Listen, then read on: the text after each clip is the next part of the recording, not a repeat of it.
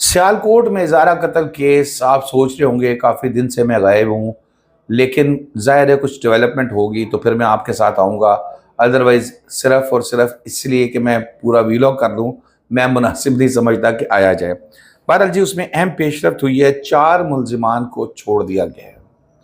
इसके अलावा कदीर जो ज़ारा का शौहर है, ये कातिल माँ को माफ़ करने के लिए तैयार हो गया है। इसकी माँ से मुलाकात हुई है और क्या-क्या बातें हुई हैं, ये भी बड़ी अहम पॉइंट है। लेकिन वालिद जो है ज़ारा का, वो किसी भी सूरत, किसी भी बात पे तैयार नहीं है। नवीद कातिल और यास्मीन के ताल्लुकात के बारे में बहुत सी बातें की जा रही हैं। इनके क्या ताल्लुक था, नवीद कौन था, कहाँ से आया, कैसे आया, पकड़ा कैसे गया, ये भी मैं आज आपसे शेयर करूँगा। इसके अलावा तीनों जो लोग हैं, जिसमें सुगरा बीबी, फिर यास्मीन और नवीद, ये एक जैसे बड़े मुलजिम हैं और इनको सज़ाए मौत मेरे ख्याल में तो यकीनी है। बाकी जो बच्चा है, वो लड़का जो अबू बकर है, जो 18-19 साल का है, शायद उसको कोई कम सज़ा हो, क्योंकि उसने सिर्फ लाश ठिकाने में लगाने में मदद की थी। ये 3 वो लोग थे जो मैं आगे चल के आपको बताऊंगा, तो आप परेशान हो जाएंगे, घबरा जाएंगे कि ये हुआ क्या है। इतनी जो है वो जुल्म और इतना इंसान अंदर से हैवान है।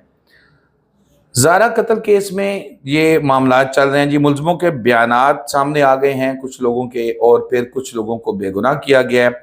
जिन लोगों को बेगुनाह करार दिया गया है, जिनको उनको भी क्लीन चिट नहीं दी गई, उनको फ़िलहाल तफ्तीश में शामिल करके सवाल जवाब करके उनका ताल्लुक, क्योंकि यास्मीन की जो बहन है, इसका बेटा है, ये 4 लोग थे टोटल।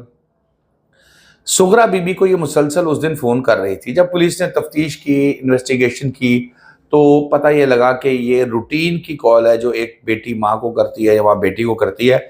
इसमें यास्मीन की बहन का अभी तक कोई ऐसा ताल्लुक नज़र नहीं आया। इसके अलावा फिर कदीर ने जो वालदा से मुलाकात की एक स्पेशल ख्वाहिश के ऊपर, और जब वो मुलाकात करके बाहर निकला तो उसके ससुर ने, जो कि ज़ारा के वालिद हैं, उससे पूछा कि क्या बात हुई है। तो उस पे उसने, कोई कदीर ने जवाब नहीं दिया। उसने कहा नहीं, कोई ख़ास बात नहीं हुई। और इस पे सुना है कि सहाफ़ियों ने भी सवाल किया, तो उस पे भी उन्होंने कहा कि तुम वालिदा को माफ़ कर दोगे, तो उसने कहा मैंने भी ऐसा कुछ नहीं सोचा। इसका मतलब है कि उसके ज़हन में ये बात कहीं ना कहीं आ सकती है, लेकिन आ भी गई तो उसका फ़ायदा कोई नहीं है, क्योंकि एक तो इस FIR में वो मुद्दई नहीं है, और अगर मुद्दई भी होता तो ज़ाहिर है फिर इसकी सिचुएशन थोड़ी सी डिफरेंट हो जाती। ज़ारा के वालिद इस मामले पे थोड़े से परेशान थे कि इसने जवाब क्यों नहीं दिया, क्या वजह हुई है, क्यों ये छुपा रहा है। लेकिन मुमकिन है कि वो ये बात ना कर रहा हो, क्योंकि वो वालदा से तो प्यार करता करता था, अपनी बीवी से भी बहुत प्यार करता था। डॉक्टर शाहिद कत्ल केस आपको याद होगा, यहाँ पर इकरा मेडिकल कॉम्प्लेक्स वाले, उनका भी ये बेटे ने कत्ल किया है, और मेरी इत्तलात ये है कि बेटे को भी माफ़ी मिलने वाली है, क्योंकि उसमें FIR में मुद्दई उसका छोटा भाई है, लेकिन इसमें ज़ारा का वालिद है। और मुलाकात के हवाले से उसने बताया। अच्छा, अब यहाँ पर कदीर का ये कहना है कि जो उसकी वालदा है वो इतनी बुरी नहीं है, यास्मीन मेरी बहन बहुत बुरी है, बहुत बुरी, गंदी, जिस तरह भी कह ले, क्योंकि वो मेरी बीवी के सख्त खिलाफ थी और उसने मेरी वालदा को उकसाया है। अब ये जो उकसाया है, ये मैं आपको आगे चल के इसमें शेयर करूंगा कि जो उकसाने पे ये कर सकता है, तो आगे अगर खुद गुस्सा होता तो फिर क्या करता।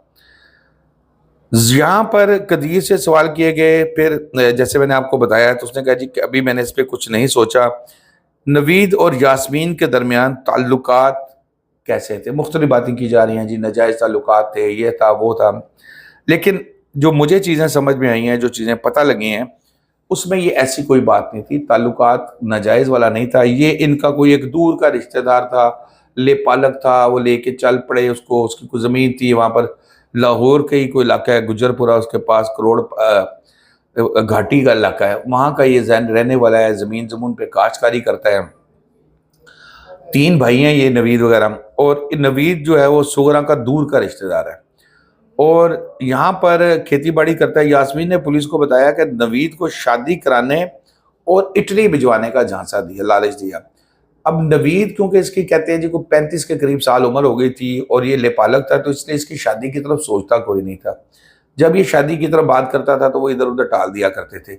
इस चीज़ का फ़ायदा उठाया छोटी जादूगरनी यास्मीन ने, اور اس نے نوید کو جھانسا دیا، اس نے کہا کہ تجھے صرف میں تیری شادی نہیں کراؤں گی بلکہ میں تجھے اٹلی بھی بھجوا دوں گی، تو ایزی ہو جا۔ وہ اس لالچ میں آ گیا اور وہ وہاں پر پہنچا، اور اس کے بعد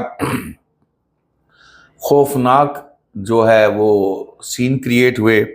اب نوید وہ ہے جو جسم کاٹ کر دیتا رہا، اور یاسمین اور سغرا جو ہے وہ اس کو دھو کے ٹکڑوں کو، تاکہ اس لفافے پہ خون نہ لگے، وہ لفافوں میں ڈالتے رہی۔ اللہ معاف کرے، جس طرح قربانی کا گوشت تقسیم کرنے کے لیے لفافوں میں ڈالا جاتا ہے، کہ اس طرح کا کچھ سین کریٹ ہوتا ہوا نظر آ رہا ہے۔ اچھا، اس سے پہلے جب اس کو مارا تھا تو نوید نے ہی اس کے منہ پہ تکیہ رکھا تھا، یاسمین نے زارا کی ٹانگیں پکڑ لی، اور یہ جادوگرنی بڑی جو ہے سغرا، یہ اس کے اوپر بیٹھ گئی۔ جب اس کے بچے نے دیکھا، اس کے زارا کے بچے نے، کہ یہ میری ماں کے ساتھ کیا کر رہے ہیں، اس نے رونا شروع کیا۔ تو پھر سغرا اٹھی، تب تک یاسمین کی ڈیتھ ہو گئی ہوئی تھی، اور وہ بچے کو لے کر باہر چلی گئی۔ اس کے بعد انہوں نے جسم کے ٹکڑے ٹکڑے کیے اور اس کو لفافوں میں ڈالا، اور اس کے بعد پھر یہ اس کو ٹکانے لگایا، جس میں ان کے ساتھ وہ عبداللہ جو ہے یاسمین کا بیٹا وہ بھی تھا۔ اب دیکھیں نا، وہ ماں جو بشرم عورت ہے وہ بھی گئی، اس کی ماں یاسمین بھی گئی، اور پھر یہ بیٹا جو ہے یہ بھی ظاہر سزا تو ہوگی، یہ تھوڑی ہے۔ اور یہاں پر میں آپ کو بتاؤں، جو کیس کی ابھی تک انویسٹیگیشن ہو رہی ہے، ظاہر الٹیمیٹلی تو عدالت نے فیصلہ کرنا ہے، اس سے ایک چیز تو بڑی کلیئر نظر آ رہی ہے کہ یاسمین ہو، سغرا ہو یا نوید ہو، ان کو سزائے موت کنفرم ہے، کیونکہ قتل کیا، تکیہ رکھا، ٹانگیں پکڑی، انہوں نے سورس بنے، اوپر بیٹھے، انہوں نے قتل، تینوں نے قتل کیا۔ اگر جیسے گولی مارتے ہیں کسی کو، تو گولی مارنے میں یہ ہوتا ہے کہ جس کی گولی سے ڈیتھ ہوئی تھی اس کو، اب اس میں اس کی ٹانگیں بھی پکڑی، اس کے اوپر بھی بیٹھے، ظاہر ہے ڈیتھ تو تکیہ رکھنے سے ہوئی تھی، لیکن کیونکہ یہ اگر ٹانگیں نہ پکڑتے، تکیہ نہ پکڑتے، تو وہ ریزسٹ کر سکتی تھی، بچا سکتی تھی۔ اس لیے ان کی سزائے موتیں تو ہے، اللہ تعالیٰ نے چاہا تو انشاءاللہ 100% کنفرم ہے۔ شاداب ریاض کو اجازت دیجیے، اللہ حافظ۔